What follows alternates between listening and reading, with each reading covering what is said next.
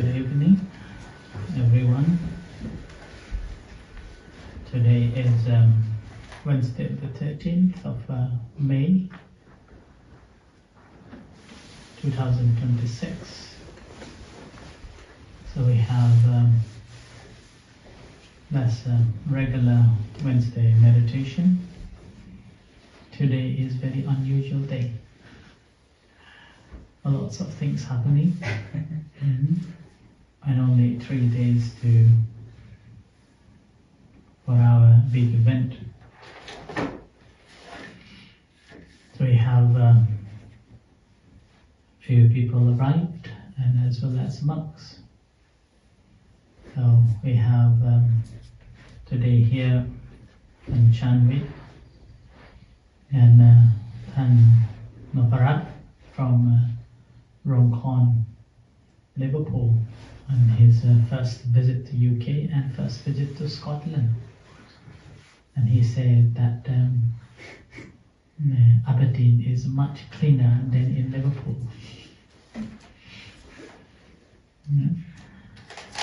And we have here Gavin, Lynn, Paul, Chutima, and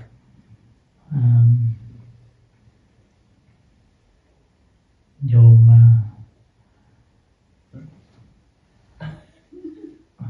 ติดคอ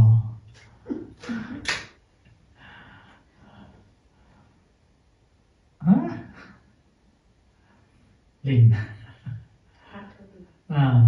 พัชริน So we have online here quite a few here. Manubozu, Yuna from London, and Satish Wanpen from Alova, Louis from West Hill as well. And on Facebook, I can't see my face. It's blocked by this. No, it's okay. It's okay. Sometimes unseen is better.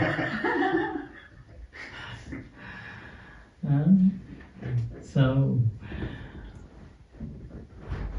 Patrin, she, if you notice, she can't see, but she's so brave, and she's living alone despite not seeing anything, and she's so brave living alone for over 10 years, living alone. And not only living alone, she travels up to Aberdeen alone on the train. And then not only travel to Aberdeen, she's so brave that she travels around to the library, team up with other people and activities and so on. And she's very enthusiastic to learn Dhamma, learning Dhamma every day. And she will study Abhidhamma too. She can memorize Abhidhamma. So she can't see, but she has a good heart. And she has a very good this courage to do things. That's amazing. And she can write, and she can translate. She can type all the chantings. What is called? Which language is called? Patharin? Braille. Braille. She types the books in Braille language. So very encouraging. Whenever I think of all the troubles that we face, I remember her, that how courageous and brave she is. She can't see, but she's living alone. So in our life also, oftentimes we do not see that how much privilege we have and how much lucky we are that obviously, Catherine, she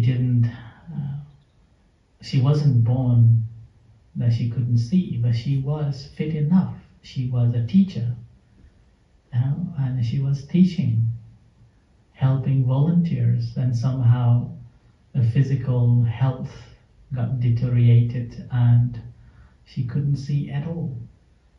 And yet, she didn't give up. She went on studying this Braille language, and then after finishing, she went on to volunteer to other people.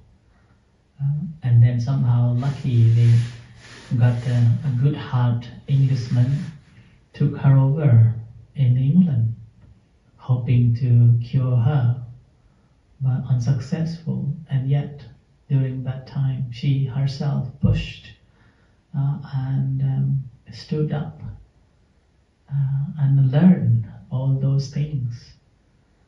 And after Jeffrey died, and she's still there. I think it's 12 years. How long? Yeah, 12 years? Oh, 8 years. Yeah, 8 years. But I have been here for 26 years. 26 years. Now she's living without seeing for 26 years. And she does everything by herself. So, by taking that example now, we are very lucky, and we should not be giving up problems that we face. Compared to our problem and the problem to Catherine, it will be, for us, it's tiny. And sometimes despite that, we give up and we feel so troubled and think that, oh, why is that? Can't do it. So that's why oftentimes I remember her, that ever since I known her, I remember her that how courageous she is, and staying alone and working alone, and then always studying the Dhamma, practicing Dhamma. And she can recite many suttas, and she can recite the Abhidhamma. Did you take an exam? I didn't. You didn't? Because I had to go back to Thailand. Oh, so she was taking Abhidhamma lessons online, Yes. On Zoom. Yes. And then she recently have got a new technology that the glass specs can speak what you can see at the front. You just need to speak and saying that, what's her name? Hey, Meta. Hi, hey Meta, what do you see at the front?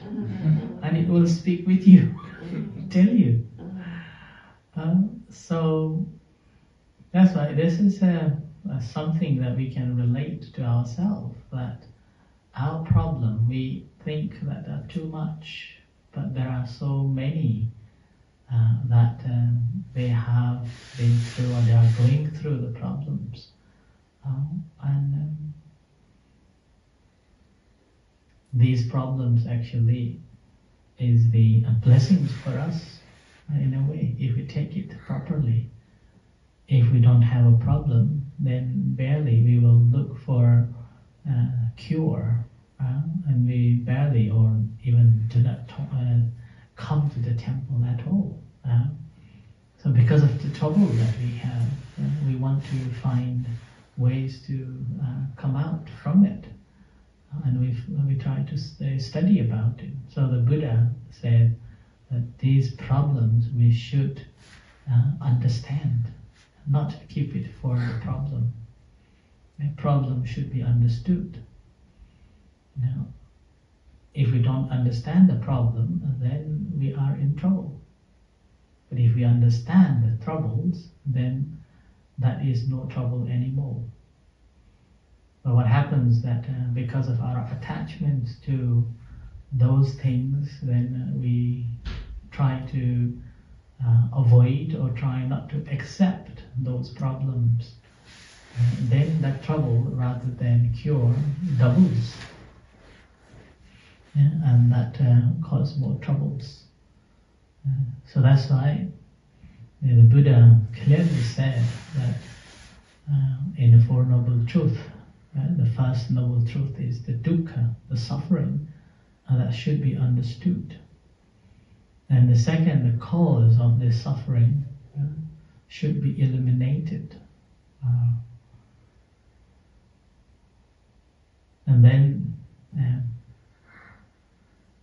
the dukkha that we can end, we should realize that this dukkha can be ended. It's called a pahatabba dhamma, that we should be able to realize that. And once we realize it, then there won't be any dukkha. Now, in order to understand the dukkha and in order to realize that this dukkha can be ended, so we need the path. So that's why the path is called the Eightfold Noble Path. And this Eightfold Noble Path, again, is the path that if we recite it, there are 8 aspects or principles in it. But when we practice the Dhamma, it becomes one, just one. Be mindful what's happening. If we understand that, then we will be able to deal with everything. All the phenomena that arises, if we understand as they truly are, then those problems won't be a problem. Now that is only problem because we do not understand it. Yeah? So the first thing in the practice is to understand the phenomena as they really are, and that's why this understanding is called the insight. Yeah?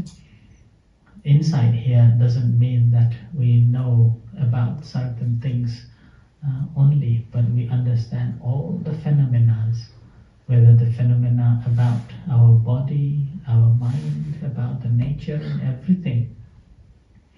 Understanding this phenomena as impermanent, and these are conditioned created. And this condition created, we want to be able to keep it for ourselves. It's not permanent, and it's not happiness. So it changes. Sometimes we become so attached to certain things, then if something changes, and then if that happens against our wish, then we feel upset, and we feel unhappy. Well, that's the Buddha said, appiyehi sampayoko tuko. And also further, Buddha said that yampi chang nalapati tampi dukkam.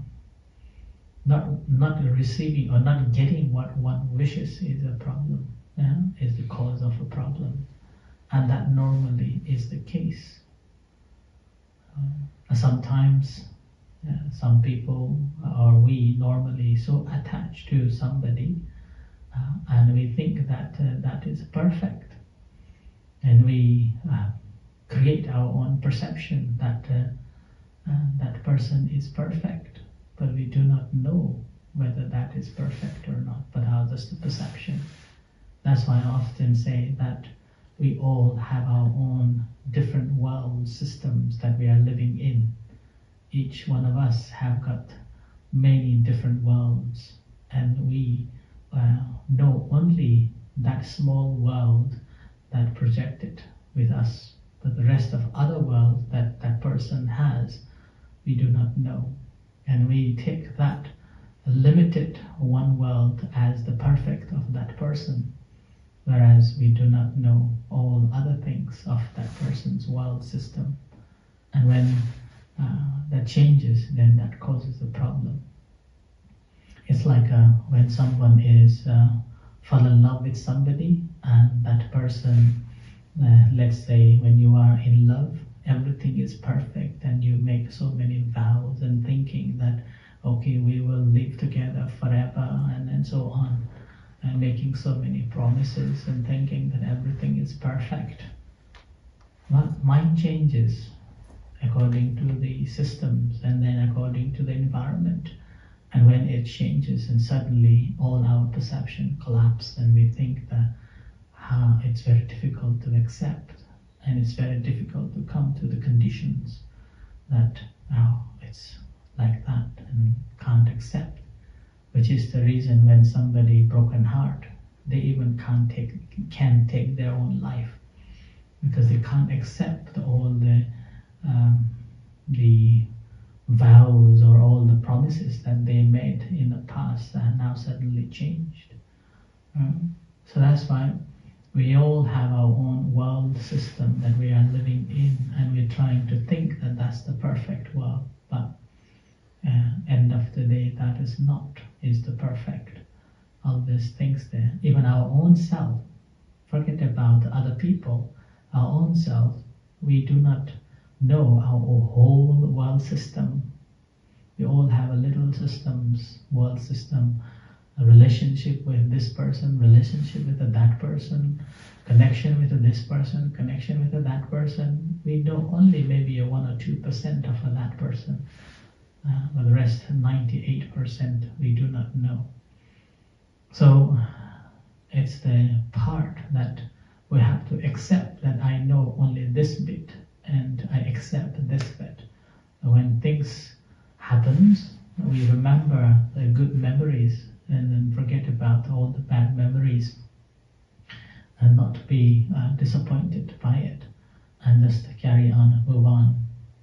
And having said that doesn't mean that you can't come out from it straight away. It will take time to change your mindset. We have to accept and move on. So it will take a long time. So that's because we suffer. The suffering that we have is simply because of the attachment, which is the reason sometimes when our partners died, then again another partner, so-called half partner, half life or something, they suffer for a long time. That's called grief and lamenting about it for a long time. There will be anger, there will be a confusion, there will be a misunderstanding, and every time when you think about that person, you will have like a piercing with a big spear in your heart, and this pain is there, and feel sometimes angry, feel sometimes confusion, and goes on. So in those cases, rather than going into the past memories or the past incidents, just be mindful that I'm having this experience, and knowing that experience, and gradually it's called not enlightenment, but it's called cultivation of a wisdom develops, and bit by bit, right, we began to come out from that, and it takes quite some time, and we can't push that I should come out from it as soon as possible, because we have conditioned for such a long time, and so once we have conditioned, it won't come out straight away. It takes time. It's like if you are driving 100 miles per hour and suddenly you put a brake, the car will not stop. It will skid up to a couple of yards ahead, and even sometimes the car will flip around and go far away for many hundred yards ahead. That's simply because we want to stop straight away, and then the problem is doubled or even cause harm to our own self. So the practice of a mindfulness meditation is simply ability to recognize whenever we have those phenomena arises, and mindfully aware of it, and not having attachment. And saying that doesn't mean that you have to get rid of this attachment quickly.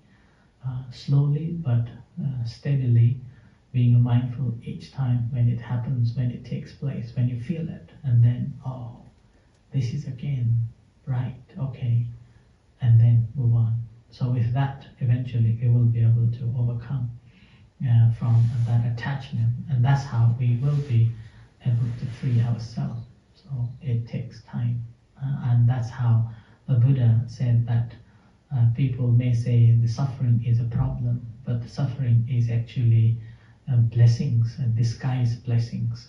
So blessings for us to change our attitude, change our understanding, and developing our wisdom to grow in the path and find the real peace.